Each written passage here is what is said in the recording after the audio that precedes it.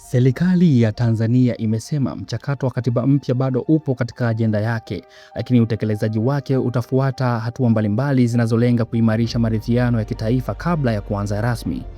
Waziri wa Katiba na Sheria Dr. Juma Homera amesema suala la katiba mpya limekuwa likitajwa mara kwa mara na Rais wa Tanzania Samia Suluhu Hassan na linaendelea kupewa umuhimu pamoja na serikali. Akizungumza jijini Dodoma, Dr. Homera alisema Rais Samia amekuwa akieleza dhamira ya serikali kuhusu mchakato huo tangu alipolihutubia Bunge la Jamhuri ya Muungano wa Tanzania wakati wa kulizindua. Alisema suala hilo pia limegusiwa katika mapendekezo ya tume mbalimbali zilizoundwa na Rais, ikiwemo tume iliyochunguza matukio ya kisiasa yaliyotokea nchini. Akasema kuhusu katiba ni jambo ambalo lipo katika mpango wa serikali ya Jamhuri ya Muungano wa Tanzania.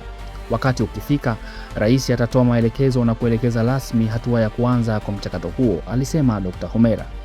Kwa mujibu wa waziri huyo, serikali imekuwa ikishughulikia hatua mbalimbali zinazohusiana na maridhiano ya kitaifa kabla ya kufikia hatua ya kuanza mchakato wa katiba mpya.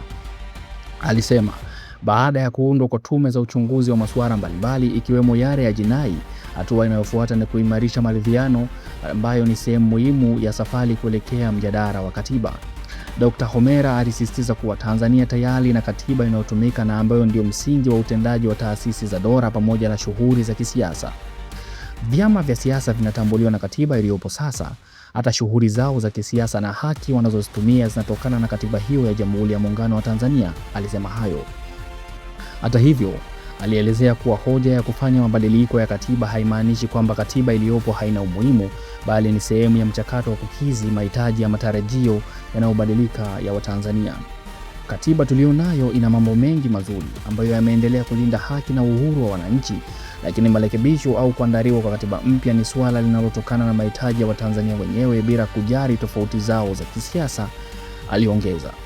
Kauli ya Homera imekuja muda mfupi baada ya Chama cha Demokrasia na Maendeleo Chadema kuhoji ni kwa nini bajeti ya serikali haijaweka fedha kwa ajili ya mchakato wa katiba mpya, huku wakitaka ufafanuzi na mjadala wa wazi kuhusu kupatikana kwa katiba.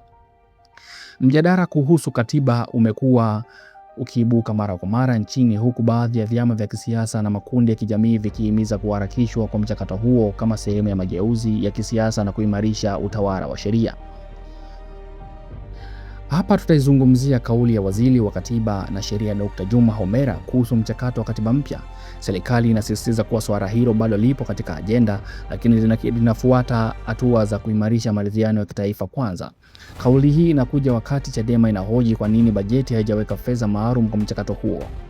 Dr. Juma Homera alizungumza Dodoma na kufafanua kuwa Rais Samia Suluhu Hassan amekuwa akitaja swala la katiba mpya mara kwa mara na serikali inaendelea kulipa umuhimu.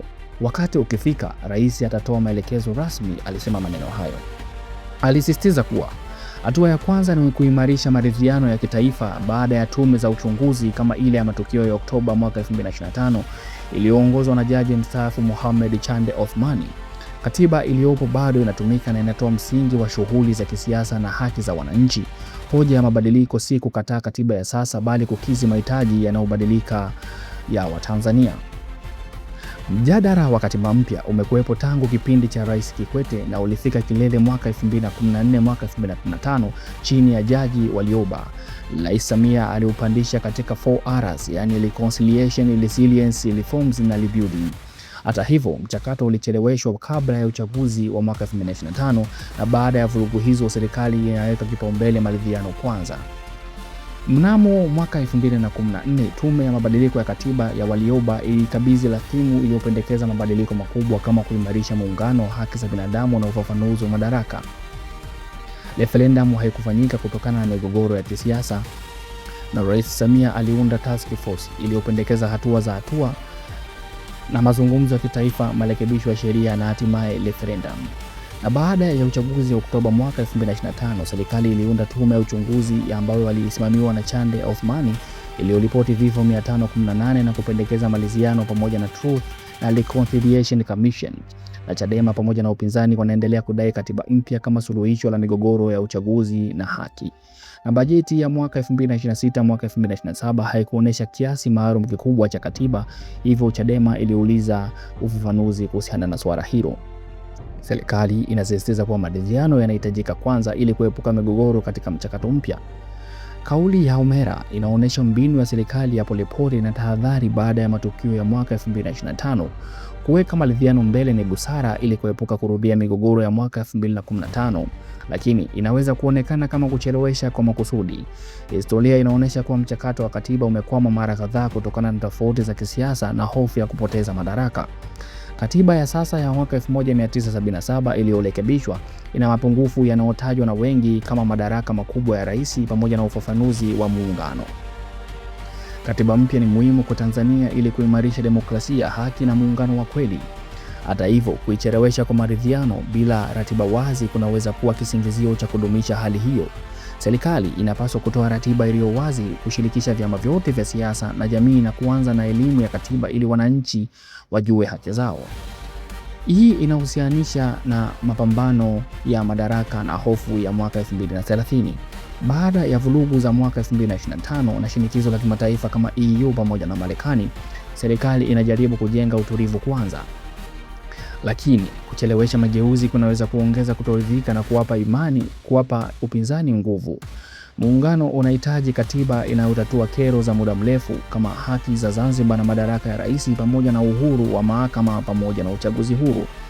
Serikali inapaswa kutumia fursa hii kujenga imani kupitia hatua halisi, kuachilia wafungwa wa kisiasa, uchunguzi huru wa vurugu na mazungumzo ya wazi. Watanzania wanastahili katiba inayowakilisha matarajio yao ya karne ya 21 na si kuendelea na waraka wa zamani uliorekebishwa mara nyingi. Wapenzi wasikilizaji, mchakato wa katiba mpya ni fursa ya kujenga taifa lenye haki na umoja. Serikali inapaswa kuwa na wazi na kuharakisha maridhiano halisi. Je, nini maoni yako kuhusiana na kauli ya huyu Dr. Homera ambaye anasema kwamba mchakato wa katiba mpya utaanza endapo serikali itakuwa imefanya maridhiano ya kitaifa na vyama vya upinzani? Nini maoni yako kuhusiana na hilo?